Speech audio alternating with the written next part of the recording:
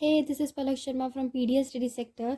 सो आज हमारा नया टॉपिक स्टार्ट हो रहा है, दैट इज़ आरबीआई।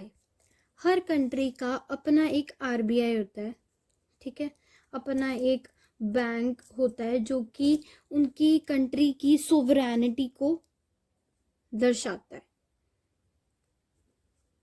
सोवरेनिटी मतलब उनकी पावर, उनका सुप्रीम पावर को शो करता है उनका आरबीआई, ठीक है। उनकी कंट्री की स्टेबिलिटी बताता है, ठीक है। हमने क्या करा है कि हर कंट्री का अपना एक आरबीआई होता है, उसकी सोवरेनिटी बताता है, स्टेबिलिटी बताता है कंट्री की, ठीक है। साथ ही साथ कंट्री की स्टेबिलिटी को सेफ गार्ड करना इनकी रिस्पॉन्सिबिलिटी होती है, आरबीआई की रिस्पॉन्सिबिलिटी होती है, ठीक है।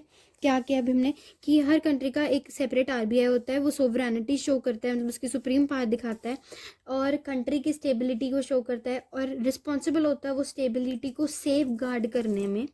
सेफ गार्ड हमने सेव कर दिया, स्टेबिलिटी को सेफ गार्ड करता है।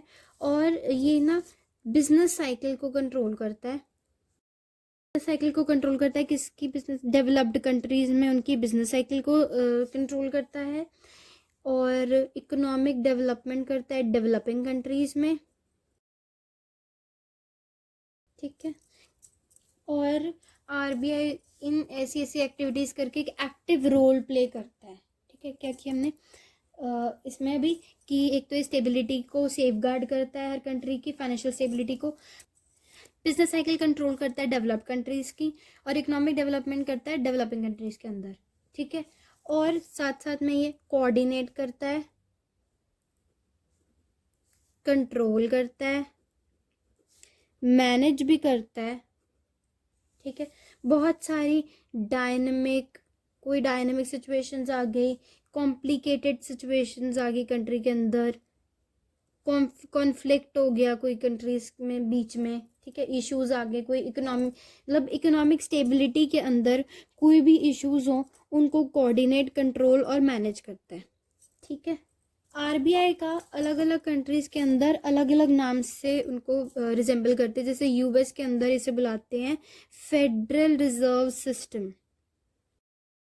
यूके में इसका है बैंक ऑफ इंग्लैंड, पता ही है reserve bank of India. RBI जो है ये स्टार्ट हुआ था 1 अप्रैल 1935 के अंदर। ये स्टार्टिंग में तो प्राइवेट बैंक था, ठीक है, नॉन गवर्नमेंट इंस्टीट्यूट था। इसके जो शेयर होल्डर्स थे ना वो भी ज़्यादातर फॉरेनर्स ही थे, मतलब प्राइवेट शेयर होल्डर्स ही थे इसके। इसको नेशनलाइज किया गया, मतलब इससे गवर्नमेंट इंस्टीट्यूशन बनाया गया 1949 के अंदर। ये सब हमने हिस्ट्री में करा, हिस्ट्री ऑफ बैंकिंग सिस्टम के अंदर ये सब चीज़ें कवर करी हैं, वो वीडियोस चेक कर लेना, ठीक है। तो ये भी हमने आरबीआई का एक ओवरव्यू लिया है, ठीक है। ओवरव्यू के हमने क्या किया है कि आरबीआई जो है हर कंट्री का अपना एक आरबीआई होता है, वो एक सिंबल होता है स्टेट की सोवरेनिटी को शो करने का और स्टेबिलिटी ऑफ कंट्री को शो करने का। साथ ही साथ ये रिस्पॉन्सिबल होता है इनकी financial stability of the country को सेफ गार्ड करने के लिए। और ये कंट्रोल करता है बिजनेस साइकिल डेवलप्ड कंट्रीज के अंदर और इकोनॉमिक डेवलपमेंट को प्रमोट करता है डेवलपिंग कंट्रीज के अंदर। कोऑर्डिनेट, कंट्रोल और मैनेज करता है कोई भी डायनेमिक, कॉम्प्लिकेटेड और कॉन्फ्लिक्ट्स हो जाएं इकोनॉमिक डेवलपमेंट से रिलेटेड तो उन्हें करता है। हर कंट्री के अंदर अलग अलग नाम से बुलाया जाता है आरबीआई को। यूएस के अंदर फेडरल रिजर्व सिस्टम, यूके में बैंक ऑफ इंग्लैंड और इंडिया में रिजर्व बैंक ऑफ इंडिया। इस आरबीआई जो है 1 अप्रैल 1935 में इस्टेब्लिश हुआ था। प्राइवेट बैंक था, मतलब नॉन गवर्नमेंट इंस्टीट्यूट था। ऑलमोस्ट सारे के सारे शेयर होल्डर्स उसके प्राइवेट इंडिविजुअल्स ही थे और इसे फिनेशनलाइज कर दिया गया 1949 के अंदर। तो हमने ओवरव्यू कर लिया। अब इसकी डेफिनेशन देखते हैं, जिसको हमने चार्ज कर दिया है कि वो उसको रिस्पॉन्सिबिलिटीज लेनी है मैनेज करने में। मैनेज क्या करने में? मैनेज करने में एक्सपेंशन और contraction of volume of money. पैसा जितना हमारे पास है उसके अंदर क्या इंक्रीज हो रहा है, कितना डिक्रीज हो रहा है, वो सब को मैनेज करना, उस सब की रिस्पॉन्सिबिलिटी आरबीआई की होती है, ठीक है।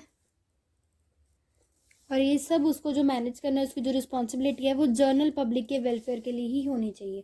डेफिनेशन क्या है कि इंस्टीट्यूशन है जो कि इंस्टीट्यूशन है जिसे हमने बोला है कि रिस्पॉन्सिबिलिटी दी है कि उसमें मैनेज करना है एक्सपेंशन और कंट्रैक्शन को, किसके, वॉल्यूम ऑफ मनी के, in interest of general public welfare. तो institution charge with the responsibility of managing the expansion and contraction of the volume of money in interest of general public welfare.